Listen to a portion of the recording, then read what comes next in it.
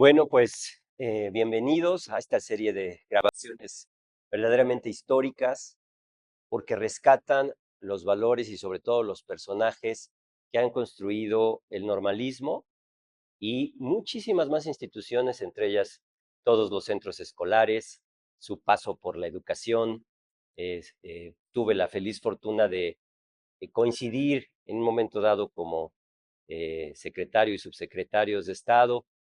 Estamos con el gran Xicoténcatl Arroyo Parra, que nos acompaña hoy y nos va a decir parte de su gran trayectoria. Seguramente será una de varias entrevistas porque la vida fecunda y muy importante para la educación, para la cultura y, por qué no decirlo, para la política del Estado de Puebla, la tenemos aquí con nuestro compañero hoy en el Benemérito Instituto Normal del Estado, el gran maestro Xicoténcatl Arroyo.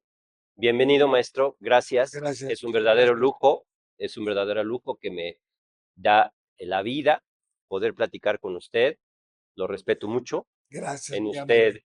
usted veo todos los valores del normalismo, de los centros escolares y de la verdadera educación, de la buena educación en Puebla y en México. Entonces, comenzamos esta entrevista. Gracias, maestro, otra vez por su tiempo. Pues mire, nos interesa mucho, específicamente al gremio de normalistas, pero a nosotros también como historiadores, ¿cuáles fueron sus orígenes? ¿Por qué Xicoténcatl Arroyo llega a la educación y cómo llega a la educación él y su familia, ¿no? Porque me parece que es una tradición familiar y desde ahí empezamos para que sobre todo los jóvenes tomen ejemplo de cómo se puede llegar a ser alguien como el gran maestro Xicoténcatl. Muchas gracias. Sí, efectivamente, nos nace la idea, como suele decirse, la vocación, a partir de que mi padre, Rafael Arroyo Morales, fue un maestro, por cierto, extraordinario. Se desempeñó allá en la Sierra Norte y alguna parte en la parte oriente del propio estado. Fue un maestro que bien podemos llamar rural. Se desempeñó en comunidades como Chignahuapan, Zacatlán, Oriental, Ayotosco, siempre como maestro y últimamente en sus últimos años en Cholula como director y en algunas otras comunidades de la zona metropolitana. Un gran maestro, fue mi maestro. Él como padre siempre quiso que sus hijos, al llegar al sexto grado, fueran alumnos de él. Un verdadero educador, entendiendo la educación no como la simple transmisión de conocimiento, inclusive entendiendo el conocimiento como punto de partida para la formación, como un elemento de formación. Si el conocimiento, lo decía él, nos sirve para formarnos, nos sirve para ejercer la ciudadanía, no sirve para nada. Esa fue una lección que nosotros grabamos siempre. Y de ahí nos nace pues la idea de ser maestros. Allá cuando ya teníamos la edad para asistir a la normal, nos venimos de la Sierra Norte a vivir, por cierto, a Cholula.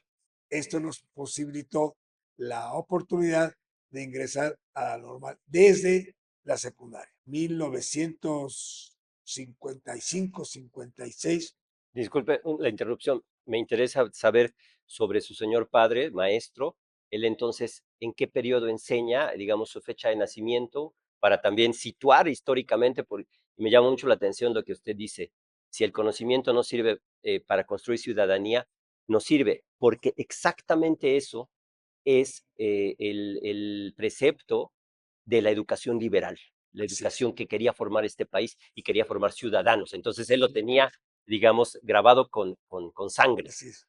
Mi padre se desenvuelve precisamente gracias a la influencia o en virtud de la influencia de Rafael Ramírez, de la gente de ese tiempo que era precisamente, tenían la idea liberal de verdaderamente ocupar la escuela para formar, que es un concepto que, por cierto, debemos comentar, hoy la escuela mexicana, la nueva escuela mexicana rescata, Está retomando está apenas, ¿no? retomando.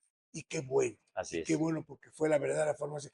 Prueba de ello, los ciudadanos que en ese tiempo fueron egresados de las escuelas primarias del país, fueron muy buenos ciudadanos, formados en una ciudadanía responsable, solidaria, respetuosa, que se desenvolvió de manera profesional en todos los ámbitos. Los egresados de la Escuela Mexicana de Rafael Ramírez. Precisamente es en esa época. Mi padre nace en el 906 1906. del siglo pasado. Él estudia en la escuela de Chapingo, en la Universidad de Chapingo, para ser agrónomo, con compañeros como Fausto Ortega, que más tarde fue gobernador, como Aarón Merino Fernández. En un momento dado, en los movimientos revolucionarios de ese tiempo en educación, tuvieron que abandonar la escuela porque no convenía ya a su ideología.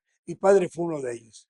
Abandona Chapingo porque no convino a sus ideales lo que sucedía en el ámbito político nacional y particularmente lo que impactaba en la Universidad de Chapingo. Se regresa a mi pueblo, Chignahuapan, inicia su trabajo como profesor. En ese entonces, egresar de escuela primaria superior Superior. de 6 años ya permitía ser profesor.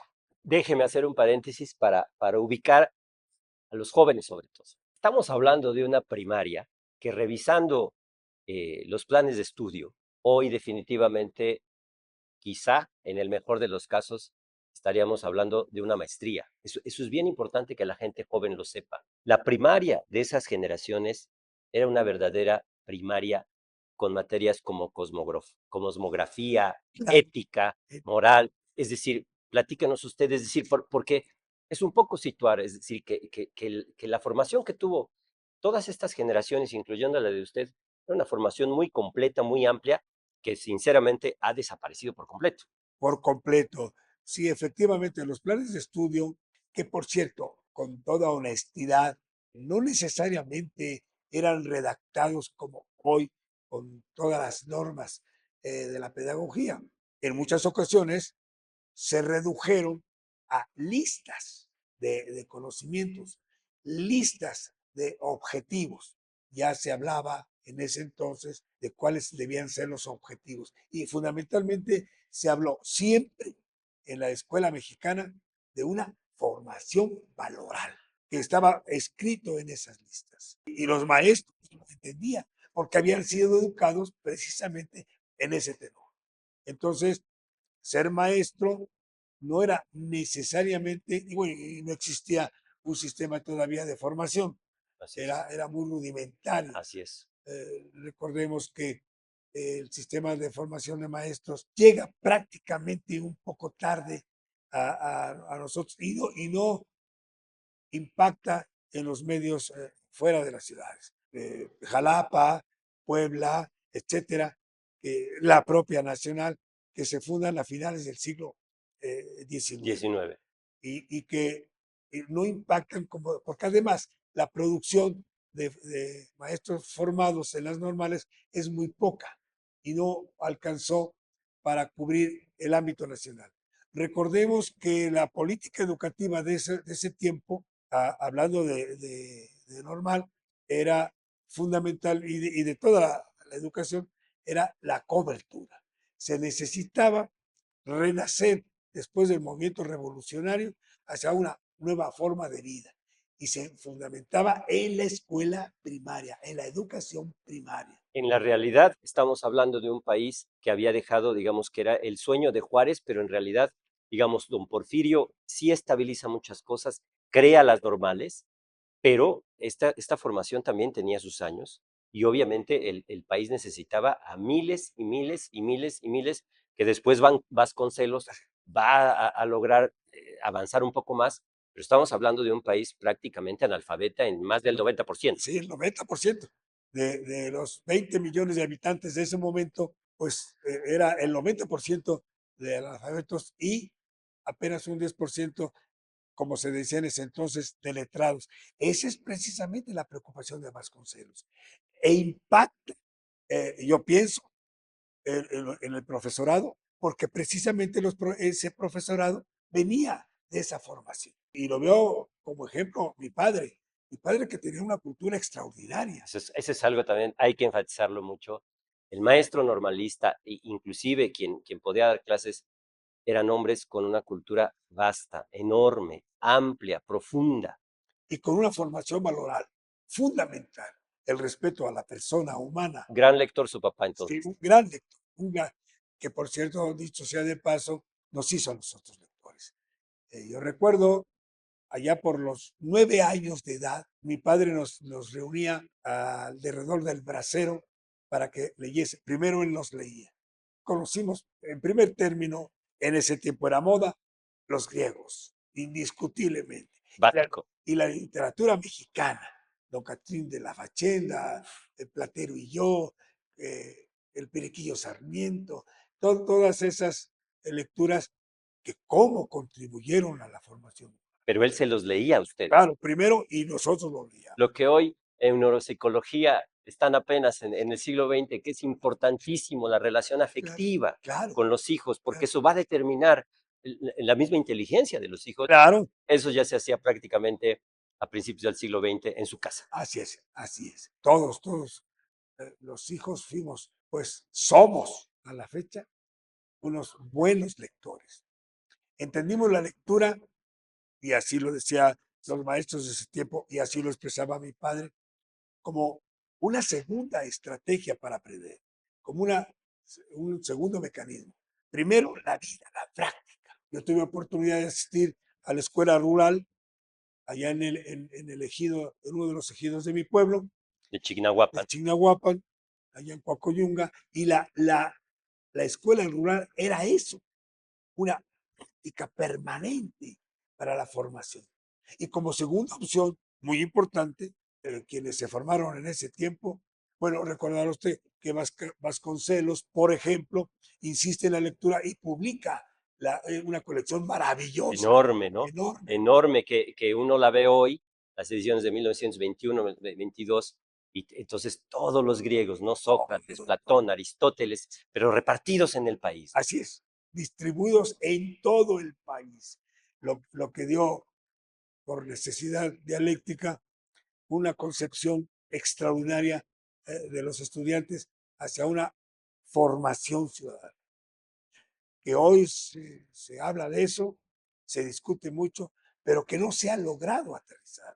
En ese tiempo. Eso será otro tema, pero digamos, entonces, su padre les inculca eso. Y perdón, su señora madre se Mi dedica madre, al hogar. como era la época, al hogar, pero también con una influencia determinante por su propia formación familiar en nosotros, una verdadera educadora de la familia. Mi madre tuvo oportunidad de estar en la ciudad de Puebla en esos tiempos de su adolescencia y estudió en escuelas como la José Ortiz de Domínguez, como esas escuelas de ese tiempo que daban esa formación y con una gran responsabilidad, preocupación, interés y vocación por educar a los hijos. ¿Cuántos fueron ustedes de familia? Nosotros fuimos una familia muy numerosa propia de ese tiempo. Llegamos a ser el número de 14, pero por las condiciones de ese tiempo higiénicas, lamentablemente murieron 5 y pervivimos hasta ya grandes de edad, solo 9, 3 mujeres y 6 hombres. Qué hermoso era, hablando de esto, la insistencia de mi padre por el respeto irrestricto a la mujer. Mis hermanas eran las pequeñas y hay de aquel que osara ocupar a mis hermanas para hacer que se. Nosotros teníamos que hacerlo. Es decir, mucho antes que el discurso antimachista, es decir, eso se pregonaba, se inculcaba, se enseñaba en casa. En casa. Hoy se habla y los pedagogos de hoy, Freire, insisten en que la educación es en casa. Sí, y la escuela tiene que secundar. Y así era la escuela. Pero la primera escuela es la casa. La casa, definitivamente. Nosotros aprendimos el respeto irrestricto a la mujer, la ponderación de los valores de la mujer en casa. El respeto, vamos, ponderar a la mujer, no tocarlas como dice el poeta, ni con el pétalo de una rosa. Y respeto recíproco, que pervive hoy, en este tiempo, 90 años de distancia, se da. Y claro, esas familias lograron seguir la misma secuencia con los nietos, con los bisnietos. Y entonces se hace una difusión de lo valoral extraordinaria, directa, en la práctica. Y entonces usted estudia la primaria en esta, digamos, Estudio la primaria y yo lo veo como, Coayocunga. no, primero tuve que cursar primaria a saltos, porque mi padre en ese tiempo, los profesores se han cambiado con mucha Eran frecuencia. cambiados frecuentemente, Entonces sí. estudié, digamos, el parvulitos, Un parvulario en el el parvulario. parvulario, en Libres y en Oriental. Mi padre fue profesor de la Ignacio Zaragoza en Libres, de otra escuela primaria en Oriental, y ahí estudiamos el parvulitos. Yo regreso a mi tierra, a Chignahuapan, allá por el 48, a estudiar en la escuela oficial, que era la escuela, digamos, pública nueva. Estamos hablando del 48. Porque también existía todo este sistema de las famosas amigas, ¿no? Es decir, Claro, que claro. eran pagadas muchas veces por el ayuntamiento o por la propia iglesia, en su Primero, caso. primero por el ayuntamiento. Ese es el antecedente de la escuela pública. Así es. Pero en este que estudia en Chignahuapan, Yo estudio en la escuela oficial y por algunas razones del movimiento magisterial tengo que asistir un tiempo a la escuela del ejido, a la escuela rural. Oiga, maravillosa. Teníamos cada alumno de la escuela rural del ejido, allá en Coacuyunga, y lo que hoy es el centro escolar Guadalupe Victoria, era la escuela rural. Ahí estaba instalada. En esa escuela nos enseñaban la práctica, por ejemplo, del cultivo de la hortaliza. Y teníamos nuestro almácigo cada alumno. Y lo hacíamos con verdadera responsabilidad. Es extraordinario que el pequeñito pueda ver cómo crece la lechuga, el rábano, la zanahoria, y cómo se trasplanta y cómo se produce. Y con ello, el amor a la tierra. déjeme hacer un paréntesis que es necesario, ¿no? Es decir, hoy de lo que algunos sistemas que inclusive cobran muchos miles de pesos para que los niños hagan esto, ¿no? Esto era una realidad en el México, digamos, posterior a Cárdenas, ¿no? Es decir, Sí, sí. esto era hacerlo tangible, pero para todo el país, de manera laica, gratuita y Bien, bien. pública, ¿no? Entonces, ahí, es decir, eso es importantísimo también Yo pienso que contextualizarlo. porque lo viví intensamente, la escuela rural no fue solo una idea, fue una realidad que contribuyó en mucho a la formación del nuevo ciudadano. Definitivamente. En nosotros así nos educaron. Tuve también después que asistir a la escuela confesional, a la escuela de monjas, por azares de la Cuéntenos, está muy por interesante. azares de la vida. Eso, ¿qué grado hace ahí en esta escuela?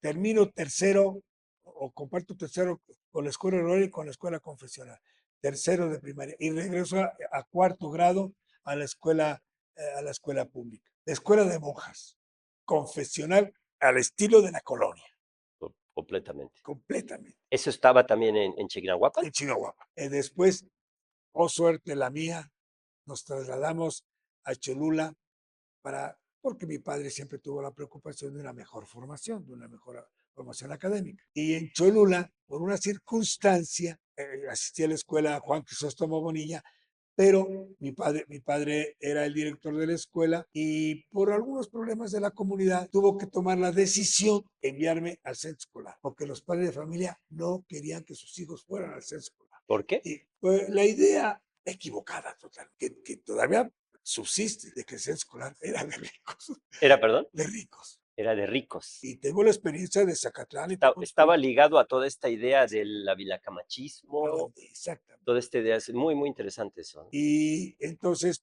para poner ejemplo, mi padre tuvo que tomar la decisión de que los primeros que irían serían sus hijos. Y ahí vamos, como 80 niños de cada escuela, de cada grado, para poblar el centro escolar, que fue el primero, licenciado Miguel Alemán. Así que imagínense la formación tan extraordinaria, tan polifacética. Escuela pública, revolución de la revolución. Escuela rural Rural. mexicana, escuela confesional y la nueva escuela, el centro escolar. Entonces, usted vivió, digamos, todo ese periodo, digamos, y también a mí me interesa mucho esa parte como historiador, revalorar este tema de la escuela confesional. Es decir, yo creo que se puede decir lo que sea, pero digamos, el grado de conocimiento, de cultura de estas personas también era muy alto. Sí, era, Eso es un hecho. Que definitivamente. tenían claro, eran emanadas de la doctrina católica en un país que había por siglos dominado la cultura católica. Eso también para los nuevos oyentes hay que tratar de hacérselos comprender en el sentido de que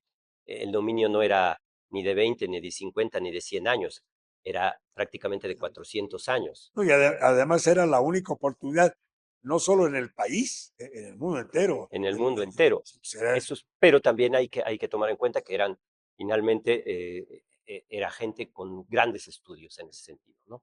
Sobre todo, algo muy importante de la escuela confesional, el rigor, la El disciplina, rigor, la disciplina. que era auténtica, los hacía, sobre todo el rigor pedagógico para el aprendizaje, para el estudio. Yo creo que mucho de nuestra afición, de nuestra disposición al estudio, nace ahí, ¿Mm?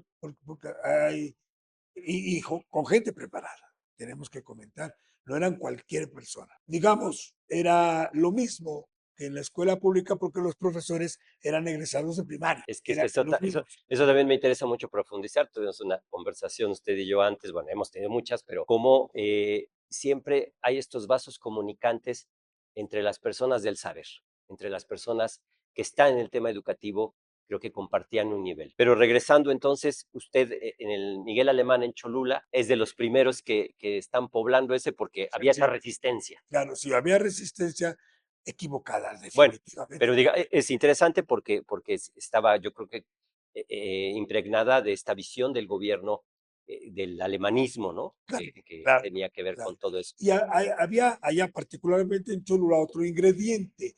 La escuela, digamos, de la comunidad, la escuela Bonilla, tradicional, estaba, digamos, apoyada por los obreros, por el ACROM. Y los propios dirigentes no querían la competencia del censo escolar. Claro, porque también Se funda en el 52, 52, inicia su trabajo educativo en el 53 y yo llego en el 54. 54. Entonces, en el Selma, ¿qué hace usted ya de grados? ¿Secundaria? Solo un año, quinto grado de primaria, porque insisto, mi padre me regresa porque siempre deseó que el profesor de sexto fuera él. Y magnífico en todos sentidos. Entonces se regresa usted con Me él regreso a la escuela Bonilla, ok, ya en Cholula. ya en Cholula. Termino el sexto grado y si yo había acusado la idea de ser profesor, me manda a la normal del Estado a cursar secundaria. 1956. 1956 usted ingresa a la normal del Estado, el edificio, el de la De 11. la 11 a la secundaria. Una secundaria extraordinaria. ¿Qué maestros tuvo ahí? Maestros maravillosos. Amapola Fenocchio. Amapola Fenocchio, la gran escritora, el gran poeta. El maestro Rosendo, extraordinario. Gente muy capaz. Precisamente formada en la escuela mexicana, de una gran sabiduría y con disciplina y con rigor académico, con exigencia, para que los estudiantes de veras fuéramos estudiantes. Desde ahí ya prácticamente los orientaban hacia la formación pedagógica. Maravillosa. Fernández de Lara, muchos maestros, Eutiquio Bermúdez. Eutiquio Bermúdez, también otro personaje. Hay que rescatar ahí. Sí, maravilloso, maravilloso. Repito con él ya en normal. El antecedente académico de la normal en ese momento en todo el país era secundaria. Así que pasábamos de secundaria a estudiar la que llamábamos normal. Solo había la normal de educadoras que se hacía en ese momento. Yo fui testigo de la creación de la normal de educadoras, siendo yo estudiante, ya en el 59. Y la normal de educación física que se había también establecido unos años antes. Normal de educación física, normal primaria y normal de educación. Era la población de la escuela, no más. Ya era, de hecho, instituto porque el antecedente inmediato, recordará usted que fue la unificación de la Escuela Normal de Profesores y la Escuela Normal Normal de de Profesoras profesoras, para hacer el Instituto Normal del Estado en el edificio. que tiene que ver con todo ese peregrinaje Claro, del oficio de ventanas, de edificio de ventanas, del oficio de exactamente, hospicio, así de la fragua, toda esta cuestión. Pero en ese momento, digamos, ya está bien constituida. Estamos hablando, para los que también recuerdan estas fechas, 1879 es la fundación de la Normal del Estado. Entonces ya habíamos ahí recorrido algunas décadas, ya la institución era fuerte, ya era fuerte. ya salía, ya daba bastantes egresados, y digamos que era la época de oro de la Normal. La época de oro del normalismo. Yo tengo la idea, y yo juzgo no estar equivocado, que el normalismo, lo que usted sabe, viene de Alemania, de Francia, sobre todo de Alemania, y con otras ideas seguramente, pero en México toma carta de la normalización. Es un normalismo diferente, que por cierto subsiste. Ya no hay normalismo en Alemania, ya no hay en Francia, ya no hay en España, ya casi en toda América desaparece, pero nosotros, los normalistas, hacemos una defensa permanente del normalismo, porque aquí es algo diferente.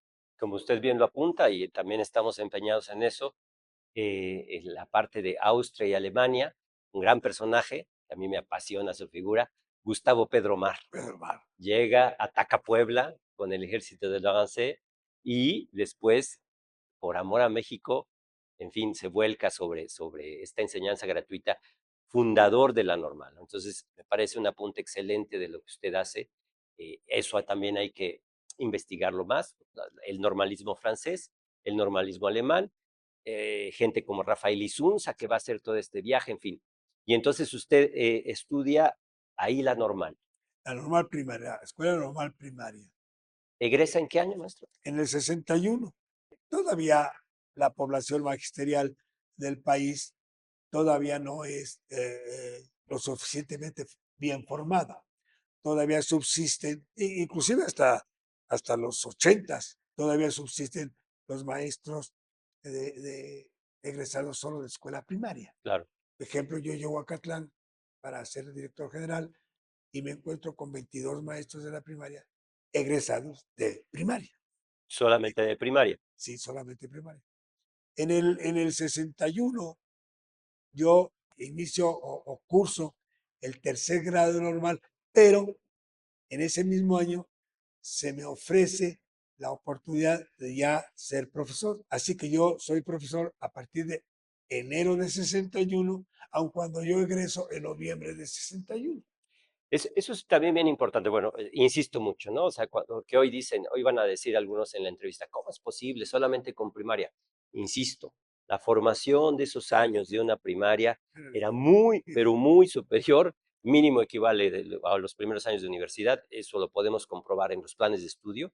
Eso creo Claro, que es algo que tenemos que repetir para que realmente contextualizar. claro. Y lo otro es la urgencia del Estado mexicano Necesidad, claro. por seguir cubriendo esta desigualdad educativa, y entonces a ustedes inmediatamente integrarlos al trabajo. Claro. Hacían No falta. más, claro, definitivamente. Todavía estamos dentro de la política educativa de la cobertura. Todavía no se satisface. La verdad, la cobertura en educación primaria realmente se llega a culminar pues prácticamente en los 90 o probablemente entrado los 2000. Prácticamente. Y eso todavía Todavía. algunas comunidades del sureste dirían que no. Y yo tuve la oportunidad cuando estuve en secretaría de las escuelas primarias, de las 14,000 escuelas primarias, había 5,000 unitarias. Estoy hablando de 1993. Digamos, las que se refiere a las a hoy que les llaman multinivel, ¿no? Multinivel, sí, Es decir, multigrado. que es un maestro que da a varios grados. Recientemente tuvo un conferencista aquí y nos decía, maestro, que no ha bajado tanto el número, ¿eh? No, No, no, no, no, no. realmente se sigue conservando. Yo no estoy hablando de 93, había 5,000 en el estado de Puebla escuelas, digamos, multigrado. Y entonces usted ya sale, antes de que tenga el título, ya está, Ya dice, soy ya profesor. ponte a trabajar porque hace falta. Sí. ¿Y dónde trabajo, llega? por cierto, en Cholula, en la escuela Juan Crisóstomo Bonilla, una coincidencia maravillosa. Llego allá y atiendo durante 3 años, cuarto, quinto y sexto de primaria. Me seleccionan como profesor para fundar una de las escuelas que en ese momento se fundaban. En ese tiempo se fundó la República Española, la Jesús González Ortega, el Chamizal y otra escuela, no recuerdo su nombre. 4 escuelas que, que por primera vez contaban con un edificio exprofeso. Recordará usted que en tiempos de Maximino Ávila Camacho, de Manuel Ávila Camacho, perdón, en tiempos de Manuel Ávila Camacho se crean las primeras construcciones para escuela. Tenemos Exprofeso, digamos. exprofeso, Huejotzingo, Texutlán, que por cierto llevaban regularmente el nombre de Maximino Ávila Camacho, Zacatlán, Claro. esas escuelas que ya se ajustan a las condiciones establecidas por la UNESCO, higiénicas, y son en forma de C. Todas, si va usted a esas comunidades, esas escuelas Maximino Ávila Camacho o Eufrosina Ávila Camacho en Tezutlán tienen esa construcción. Huejocingo, también, que también se llama, tengo entendido, Maximino. Eso está sucediéndose allá por los 50, digamos. 40. 40, 50. Un paréntesis porque me saltó un dato maravilloso que también, para contextualizar, usted habló de una escuela llamada República Española.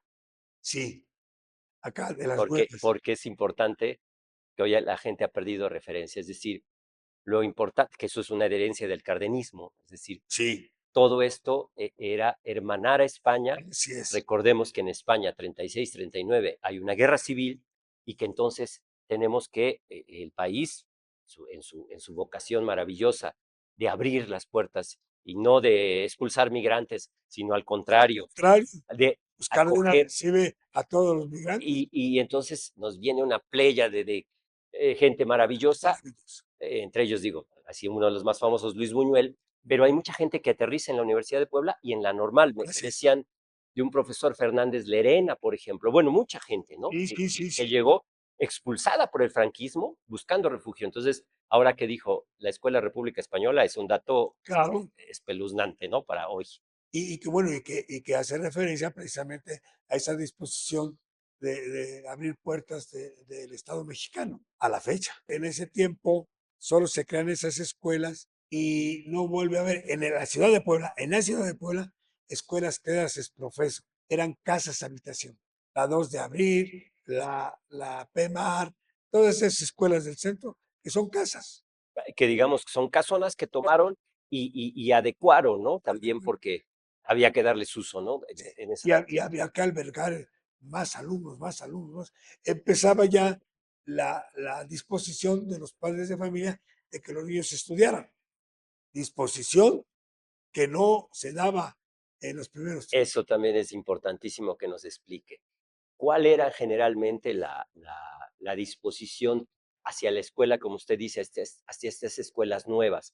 Inclusive había un tema que se había llegado con el cardenismo, que era la acusación de que la escuela tendía a ser socialista. Socialista. El artículo tercero constitucional, precisamente en ese tiempo, marca escuela pública, gratuita y socialista. Así lo dice. Y por eso nace en ese momento la contra con el cristianismo. Que por cierto, nosotros ya allá por 45, 46, todavía lo resentimos porque pues mi padre era maestro. Mi madre tenía que esconder los nombramientos de mi padre en la cuna de nosotros porque pues eran perseguidos los maestros. Es la época de los desorejados en Teciutlán, de todo ese movimiento cardenista. Perdón, ahí también es importante porque sí hay que hacernos esas pausas, sobre todo para las personas más jóvenes. Estamos hablando de una época muy difícil para el país, ¿no? Muy, muy difícil, y que usted está hablando inclusive de resabios ya muy adelante, porque digamos, toda la época de los cristeros aparentemente se da mucho antes, Claro, pero en realidad, y sobre todo en Puebla, la fuerza de la iglesia era muy, muy, muy fuerte, dominante. muy fuerte. Y bueno, hay que reconocer En ese tiempo no hay los medios de comunicación ni la comunicación como la hay hoy, y entonces la historia se atrasaba en los medios rurales. Yo estoy hablando del Claro, 45 claro. en mi pueblo, que todavía se vivía esos efectos. Esos efectos del movimiento cristero y de toda esa persecución, ¿no? Y que era la respuesta pues, al movimiento juarista y a la creación, y sobre todo el movimiento cardenista. Sobre todo la decisión, aquí en la normal hay documentos, por ejemplo, que los profesores en el 34 firman, entre ellas, por ejemplo, la mamá del profesor Miguel Ángel Torres, entonces firman un documento a favor de la educación Sí, socialista. sí, Lo que llama la atención de ese documento original es que algunas firmas están con lápiz, pero se explica perfectamente por el tremendo miedo. Es que, o sea, la iglesia claro, en ese momento no se anda con chistes, es que realmente como usted dice, ¿no? Ejecutan, claro, mutilan, claro. para, porque Secuestran. estamos hablando de lo que ellos veían como ese ataque a la doctrina cristiana. Así es. Bueno, de alguna manera, esta idea de la escuela socialista también tuvo una buena y positiva influencia en la escuela rural. No había en ese momento, por ejemplo, las ediciones de que hoy gozamos. Y entonces, en lugar de textos, de libros encuadernados, bien hechos, era la famosa cartilla, que eran de lo que hoy llamamos papel revolución, con manchas amarillas y rojas porque no había tinta, no había producción en tinta. Y precisamente con datos del socialismo que nosotros los alumnos manejábamos sin saber. Sí, es difícil la contextualización, pero yo creo que lo más importante era subrayar que había que romper los privilegios en la educación, que la educación era para todos, que todo el pueblo tenía derecho a educarse y que solamente así se iba a levantar este país. Eso creo que era bien Hoy interesante. se ha dicho, por ejemplo, de manera repetida en los políticos, en los discursos políticos, la educación es el único camino para el triunfo de la democracia. Pues se dijo siempre, Se dijo siempre, es el único camino. se dijo siempre, se dijo desde antes de Juárez, ¿no? Se dijo prácticamente desde el nacimiento de este país como independiente, se dijo todo el tiempo. Pero entonces usted ya se está desarrollando ahí en estas escuelas y después, ¿qué pasa con su trayectoria? Estando en la escuela Jesús González Ortega, que fue una de las que se fundan en ese momento, que son muy novedosas, edificios muy bonitos, muy agradables, muy cómodos, modernos para ese momento, que nada tenían que ver y que distan mucho del concepto escuela de antes, la escuela, la casa, la casona. También es algo que hay que enfatizar, es decir, esto es una revolución. Una revolución, pues son las primeras escuelas que se construyen aquí en el estado de Puebla y en la ciudad. Me hacen favor, estando yo en la escuela Jesús González, duré 2 años, allá pues en el 64, 65, me invita a la entonces Dirección de Educación, no era No era secretaría, Secretaría de Educación, ojo, había dos direcciones, que también es controvertido y es digno de mencionar. El compromiso que estableció Vasconcelos era que la federación debiera de cubrir las necesidades educativas, lo que fue imposible. Entonces le entran los municipios, se crea la escuela municipal. Precisamente yo voy a la escuela pública en mi pueblo, que era la heredera de la escuela municipal. que eso venía, digamos, de una estructura prácticamente del virreinato, Así es. porque básicamente por eso también el poder de los estados en ese momento de las intendencias era muy grande, porque la federación en realidad era muy débil, ¿no? Entonces el poder central, todo ese proceso de centralización de los poderes, por supuesto que pasa por la educación, ¿no? Claro. Entonces, ahí lo que usted también está mencionando es clave, con usted estamos aprendiendo, no historia de la educación, historia de México, porque lo que usted está mencionando es clave para comprender en un momento dado esta gran importancia de los estados y cómo la federación trata en el discurso, pero no tiene los recursos. No tiene los recursos. Claro, no. Para ese momento, y hoy, imposible. Es como el caso, y hay que mencionarlo, de la iniciativa privada. Si quitamos la escuela privada, el Estado no podría No responder. podría resolver, que ese es otro capítulo que habrá que echar donde digo. Por eso son muchas entrevistas, porque bueno, también hay que ver esta competencia del nacimiento de la normal con las normales católicas que ya existían, ¿no? Sí, claro. Eso es Y otra con cuestión. la escuela normal tiene, de hecho, en México, como antecedente inmediato las asociaciones, los gremios, que precisamente ahí es donde entra Crisóstomo Bonilla y Pemar y todo Repsamen, Repsamen, ese es el antecedente. ¿Sí? Cómo la educación, la historia de la educación necesariamente es como la fundamentación o la secuencia inmediata de la historia de cada completamente, país. Así completamente. es. Entonces usted nos quedamos, ahí va, ya está, en estas escuelas y después, Me invitan yo curso la normal superior, salgo la normal superior, perdón, ¿en qué año ingresa la normal superior? en el 64. En el 64. Ocurre que a finales del 63, era director el maestro Tico Bermúdez Peñuela, De la normal de superior, la normal superior, que se había fundado allá en el edificio de la normal. que la fundó, entre paréntesis, Gilberto Valenzuela Vera en el Y 52. Valenzuela, con un grupo de maestros muy capaces. Eso lo viví, me Que consta. es lo que, eso sí me gustaría dejarlo para otra entrevista, porque es lo que hablábamos un poquito.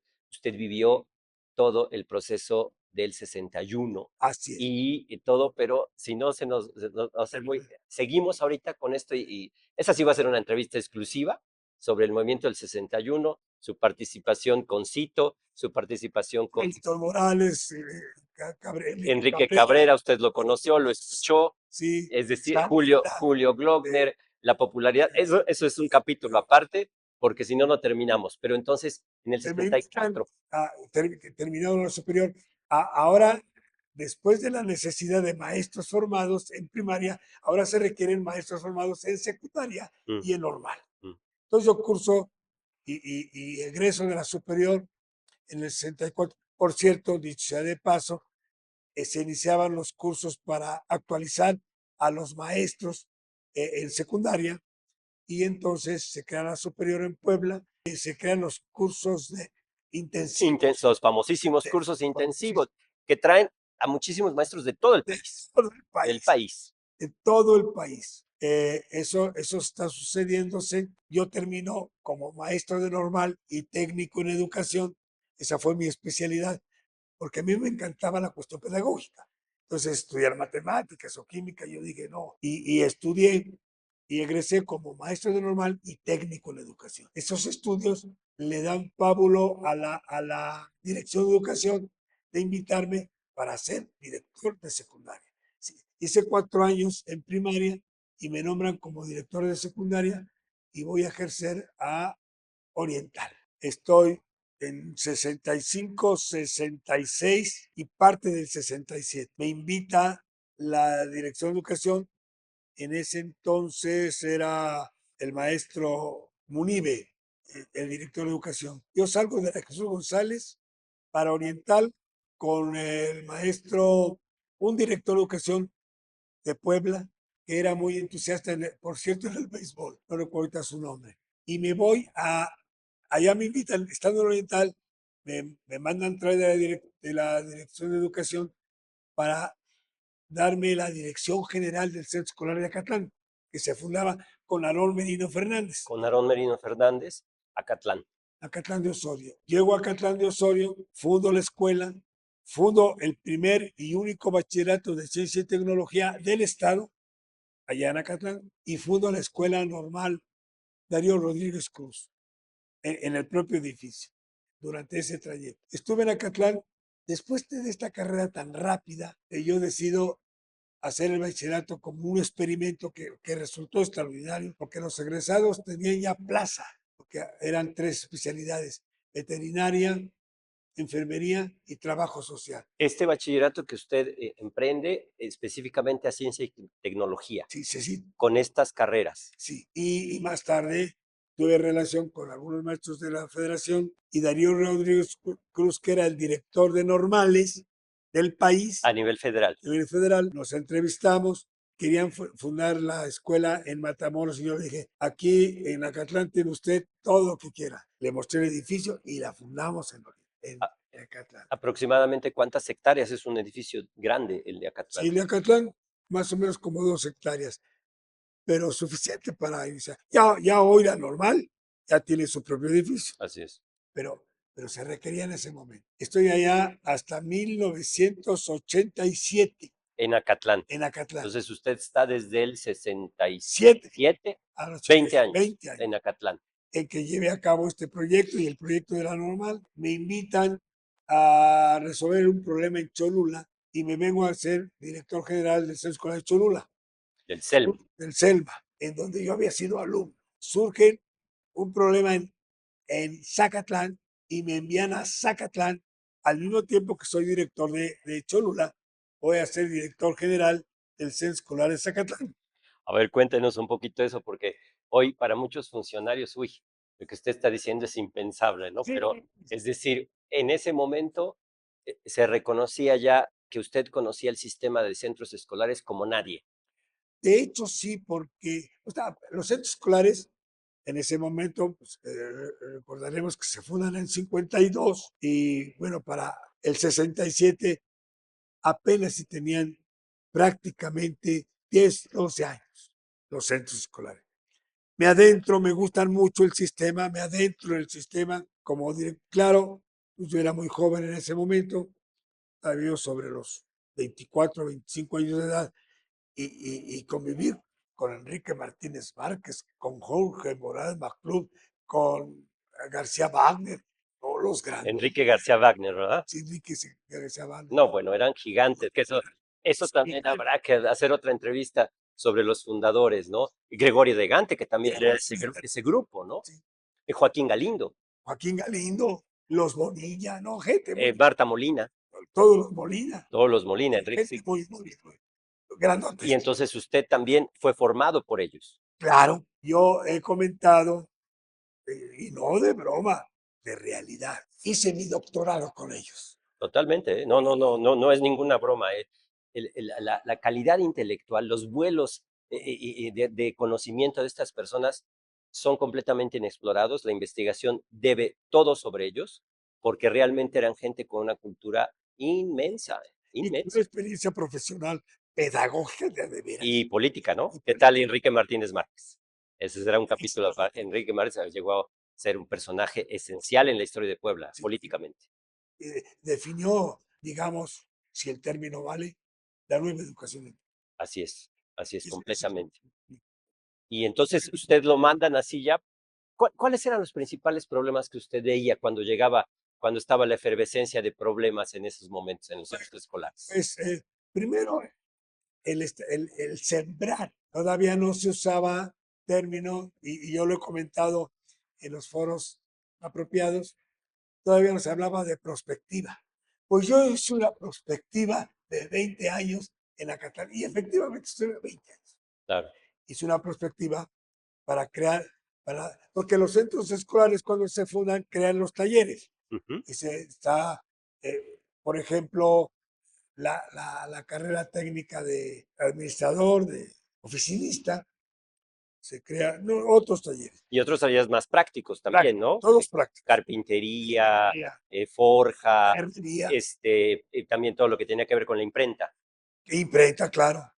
Pues yo dije, no, carreras de a de veras, vamos a hacer carreras técnicas. Y me aprobó el Congreso del Estado el programa, cuando menos los primeros años, sí funcionó y sí tuvieron ocupación laboral los egresados. De ahí vengo yo a Cholula como director general del centro escolar. Insisto, algo raro, efectivamente, no da, no dable en este tiempo ser director de los dos centros escolares. Pero también ahí sí es directamente su capacidad de resolver los problemas. Era más que nada, se pensaba que había cierta competencia para intervenir, para... ¿No?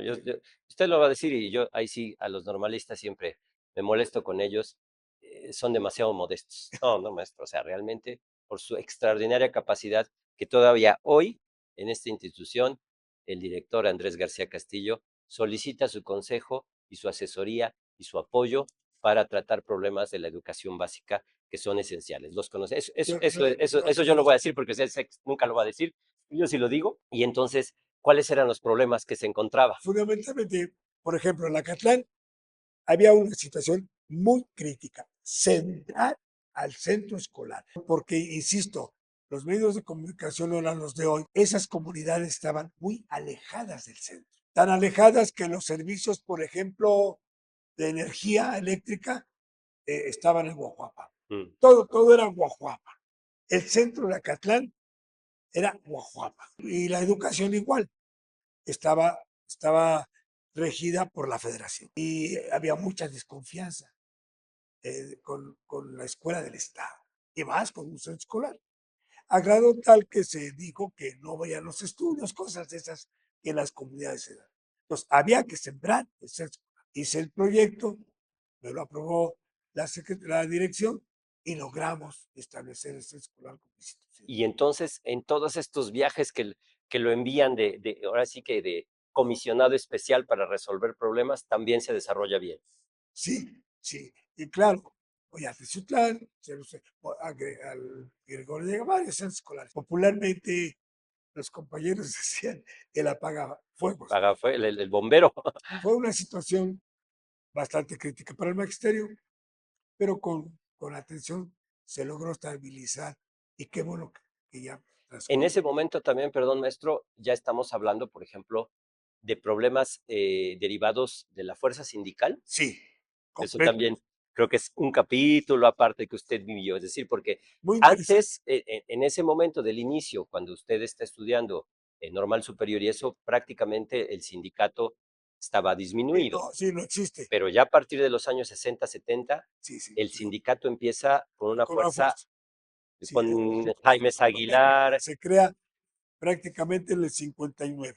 con Jaime Aguilar, con Carlos Ongitud Barrios, lo que después Pero daría aquí en Puebla con Enrique Zamora, Enrique Zamora Palafox. sí, con toda esa gente, pero él no tiene la fuerza.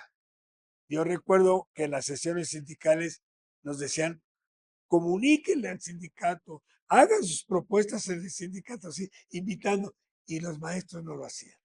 Todavía no creían, Todavía digamos, en esa no, fuerza sindical. hasta que se fue.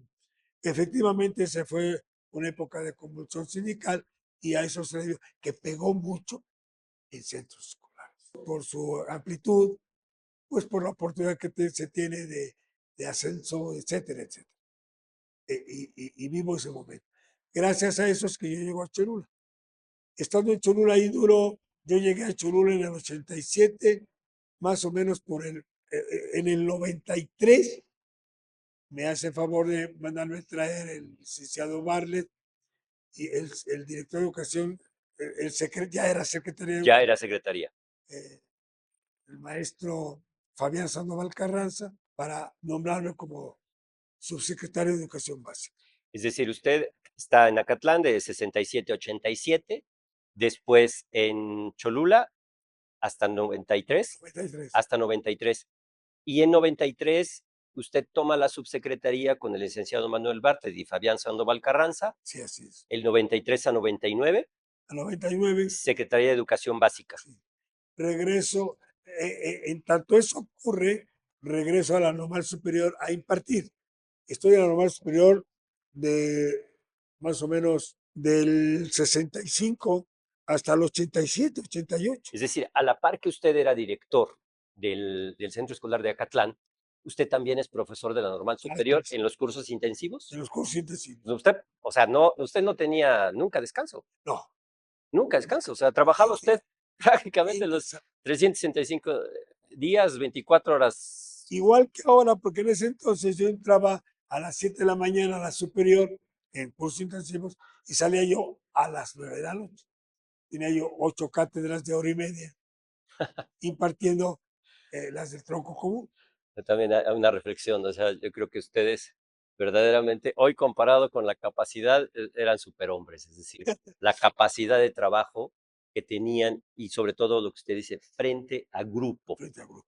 Frente a grupo, ¿no? Que tampoco los alumnos, porque estamos hablando también otra particularidad que no, muchos no saben, ya eran todos estos maestros formados. Sí, sí, Es sí. decir, no eran, Ya profesores. no eran jovencitos No, dóciles, no, eran a veces gente complicada. sí. Inclusive ya profesionales de otras Claro, especialidades porque querían trabajar, entrar en el magisterio. Yo creo, porque venían alumnos de todo el país, en el país. cientos. La población fluctuaba entre los 5,000 y 6,000 alumnos.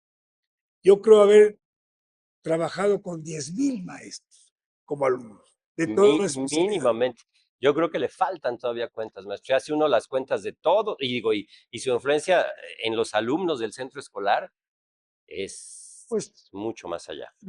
el propio ambiente y la propia idea de centro escolar obligaba a que los directores adoptásemos pues ciertas estrategias que propiciaron, pues primero, el establecimiento y el prestigio de los centros escolares, inigualable a la fecha. Y por otro lado, pues ser punta de lanza. El centro escolar a la fecha es punta de lanza en todos los órdenes. Como sistema. Como Maestro, y sistema. entonces usted entra con el licenciado Bartlett del 93 al 99. Cuéntenos como en subsecretaría cuáles fueron sus experiencias. Ay, maravillosas. Como profesor, tengo la idea de que hay que recorrer el Estado, hay que entrar a las instituciones, y en ese entonces recorrí 2 veces el Estado, la enorme mayoría, por todas, la Sierra Norte, la Sierra Oriental, la Mixteca, todo, iba yo a todos lados. Me toca programas federales maravillosos, como el PRONAP, funcionó con los centros de orientación profesional magníficamente. Me toca con el licenciado Barlet el programa educativo poblano, que por única vez, por primera y única vez, en el estado de Puebla hay un programa educativo editado. Se editan miles de libros con el programa, Es decir, que por cierto, y eso hay que decirlo mucho, establece la formación valoral y se los capacita o capacitamos a los maestros en la formación. antes de Bartlett ese programa no se había No, formulado. no. Yo digo que Barlet, Benavides, Luis Benavides. el doctor Vadillo, se adelantaron a lo que hoy la escuela mexicana promueve. El libro habla de valores, uno por uno. Que también gente muy importante, el doctor Muy, Vadillo. muy importante. Claro, claro. No, Entonces, maravilloso. Ahí hice mi segundo doctorado con ellos. y usted participó en esa Claro, formulación. pues yo llevaba el programa para educación básica, insistí mucho en eso en todas las escuelas. Y yo personalmente daba la explicación, la plática en todas las escuelas que podía sobre la formación valorada. El licenciado Bartlett también estaba, digamos, viendo ese programa con mucha atención. Ah, claro, el licenciado Barrett, para mí, no sé si otros lo hayan tenido, tuvo una gran cualidad. No solo era un amante de la educación, era un práctico de la educación. El licenciado Barrett sabía de educación lo que ni nosotros. Que hay que decir que su formación, el licenciado Bartlett también es punto y aparte, pero volvemos a lo mismo, ¿no? Gente formada por grandes maestros de una tradición educativa impresionante. Y bueno, entonces ahí en subsecretaría está los 6 años, que también hoy, Sí, claro. que un subsecretario en cualquier secretaría dure 6 años ya es un récord. Ocurrió algo, ¿no? Porque el último año de la gestión del licenciado Bartlett se tomó la decisión, yo no estuve de acuerdo, pero pues en educación hay que experimentar, de que desapareciera básica para crear la coordinación, que a mí me encantó. No me gustó la desaparición de básica, pero se creó la coordinación estatal de formación docente, que incluía normales, UPNs, centros de maestros, que era el PRONAP, carrera magisterial e investigación educativa. Y entonces me hicieron coordinador estatal con el mismo cargo de subsecretario, pero desapareció subsecretaría. Entonces durante un año yo me enamoré de las normales, de las UPNs y del programa. Bueno, pero es que en realidad a usted le dieron más chamba. Claro, Ese es el claro, tema, claro, es claro. decir, Pero, creas una mega pero coordinación encantado y que una vez más lo puedo decir, el puesto estaba hecho a la medida para usted, me porque pusieron, no, es que finalmente usted conocía los centros escolares y dijeron, claro, ¿sabes qué? Este amigo también puede con las normales, es decir, Ana, era una súper secretaría, eso lo que usted tenía de así fue. responsabilidad. Lástima que solo duró mientras yo fui. No creo que hubiera podido durar con otra persona, ¿eh? Eso sí es seguro, eso es seguro. Fíjese que centros escolares a mí me dio una visión extraordinaria lo que es. Hice un tercer doctorado en centros escolares. Centros escolares, cuando se mete uno, pero se adentra uno, da para mucho. Y a mí me dio esa capacidad de poder entender. Por eso me encantó tanto ese cargo de coordinador estatal. No, bueno, tremendo. Usted, en ese sentido, es una pausa a sus labores frente al grupo, Así es, la subsecretaría, así es. pero una pausa pequeña, digamos, ¿no? Pequeña, ¿Qué, 6 años. qué sucede después de la salida del licenciado Bartlett? Y vengo yo, también fue una fortuna maravillosa. Me mandan aquí al edificio de la Normal, pero una escuela que no es de la Normal. El sistema federal crea escuelas de capacitación para los maestros de primaria que habían egresado de la Normal, pero que ahora tenían que ser licenciados en educación. Pero el sindicato promueve que también se imparta esta formación a educación física. Y se crea por el sindicato, por la sección 51, la Escuela de Educación Física para ser licenciado, digamos la licenciatura. Y se hace aquí en el edificio de Educación Física. Me mandan a mí y soy el subdirector académico de esa institución e imparto clases, vuelvo a mi clase. Eso ya estamos hablando del año 2000. 2000, no, estamos hablando Porque, digamos, usted está con del Bartlett. 95. Ah, entonces sí. Sí, porque termina la gestión de... Termina, fue 98, me parece que termina, 92, 98. Sí, y me vengo yo a la escuela de educación física. Le llamamos la semi-escolarizada de educación física, 5 años, como subdirector académico e impartiendo del tronco común. Fue hermoso y fue una experiencia muy grande. Conozco otros programas, conozco otras orientaciones, conozco los diferentes enfoques de fin.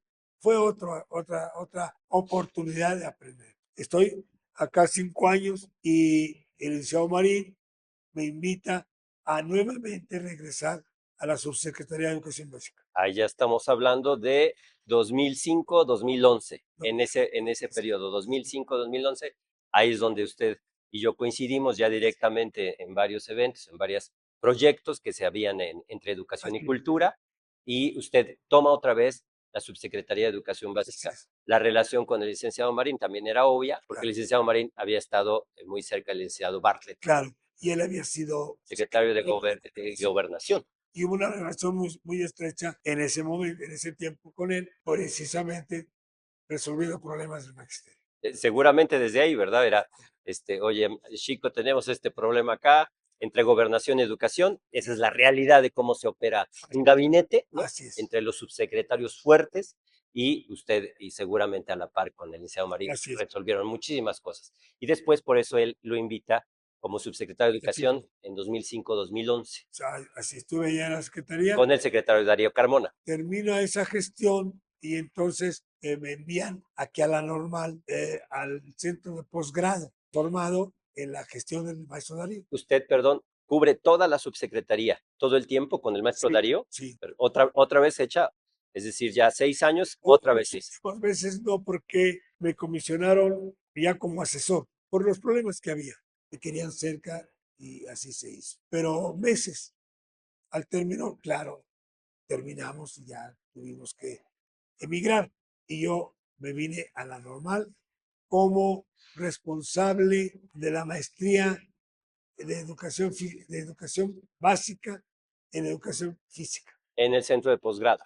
El centro de posgrado. Aquí ya en el Benemérito. Ese fue del 2010, 11 al 16. 5 años está en el centro de posgrado. Atendiendo esa maestría e impartiendo. Y me invita el maestro director de la Normal, el maestro George Dávila, para ser coordinador de educación obligatoria para atender las escuelas de educación obligatoria que funcionan en la Normal. Que funcionan dentro de la Normal en este esquema sui generis que tiene esta Normal, pero que usted con la enorme experiencia, pues acostumbrado toda la vida de tratar con problemas tanto de maestros como de alumnos de educación básica. Y entonces es a partir, aquí sigue usted Aquí sí. impartiendo sabiduría, conocimientos, consejo, asesoría, todo lo que usted tiene. Pero bueno, finalmente usted siempre ha estado en educación, Sí, sí. pero yo sí remarcaría mucho su perfil como funcionario, su perfil que pues, es brillante absolutamente. No cualquiera, no cualquier maestro puede saltar de las aulas a las direcciones y de las direcciones a los cargos públicos. Yo personalmente aprendí muchísimo de usted, ¿no? Todo la manera de dar discursos, la manera, usted escribe, maestro, usted ahí sí me lo debe, porque eso sí tenemos que lograrlo. Toda la generación de ustedes eh, era una generación completa, es decir, buenos en oratoria, buenos declamando, buenos escribiendo, buenos, muchos entraron a todo el tema de teatro, de danza, Claro, del claro, deporte, ¿no? claro. Toda esa parte que eh, hace falta tanto en el país de dar este cuidado del cuerpo, que también era una idea, inclusive desde el siglo XIX, es Claro, decir, las construcciones de gimnasios y el centro escolar se distinguía en esto, y la normal, por supuesto, ¿no? claro, claro. Entonces, ahí también yo creo que cerramos esta entrevista para que nos quedemos con la idea de qué pasa con los estudiantes de la normal y en general del sistema educativo en el movimiento del 61, que va a crear un profundo cisma en Puebla y que va a tener profundas repercusiones. Tiran gobernadores, Claro, tiran claro, gobernadores. claro, Es decir, de ese calibre fueron los problemas en Puebla claro. y que tuvimos que esperar a que Alfredo Toski Fernández de Lara, el doctor, pusiera estabilidad, pero ustedes fueron responsables de tirar gobernadores. Ahí se lo dejo. Gracias. Claro. Pues muchísimas gracias, maestro. Muchas gracias. Realmente un placer, un lujo. Hay oportunidades muy gratas en la vida. Esta es una para mí. Lo Gracias. admiro, lo Pues, respeto y creo que muchísima gente lo hace y ojalá aprendamos de usted mucho más a la próxima entrevista. muchas gracias. Gracias, como siempre. Muchas gracias.